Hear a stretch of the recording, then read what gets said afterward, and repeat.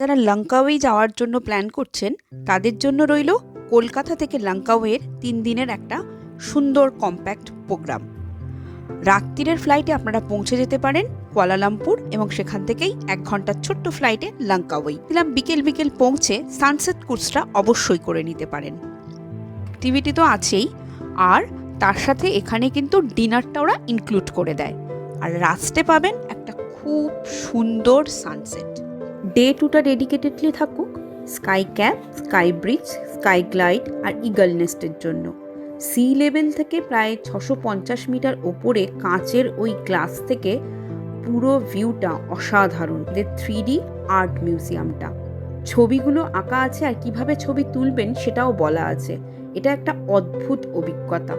Next লাঞ্চের পর trek করে চলে যান 7 ওয়েলস ওয়াটারফল, যেটা কিনা রোপওয়ে থেকে দেখতে পেয়েছিলেন। তারপর ফিরে আসুন আপনার হোটেলে। আপনি ফায়ার শোটা অবশ্যই এনজয় করবেন। ডে 3টা শুরু করবেন অবশ্যই ম্যানগ্রোভ ফরেস্ট ট্যুরটা দিয়ে। ওয়ার্ল্ডের 3rd লার্জেস্ট ম্যানগ্রোভ ফরেস্ট, এটা ব্যাট কেভ। ব্যাটের সাথে সাথে কিন্তু স্নেকও আছে।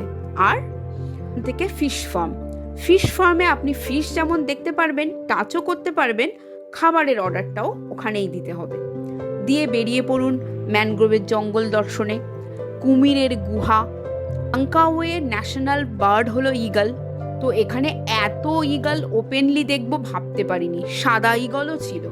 তারপর ওরা আন্দামান সিতে নিয়ে যায়। আন্দামান সিতে ওখানে আপনি সুইমিং করতে পারেন, নিজেদের মতো ছবি তুলতে পারেন, বেশ কিছুটা সময় কাটিয়ে পরে চলে যেতে পারেন এটিভি রাইডে।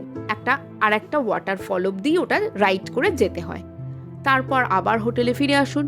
হোটেল থেকেই পেরে যাবেন প্যারাক্সেলিংয়ের অপশনসগুলো, তো সেটা লাস্টে করে নিন। তারপর যদি মনে হয় নাইট স্টে করবেন না, কুয়ালালামপুরের ফ্লাইট নিয়ে চলে আসুন কুয়ালালামপুর।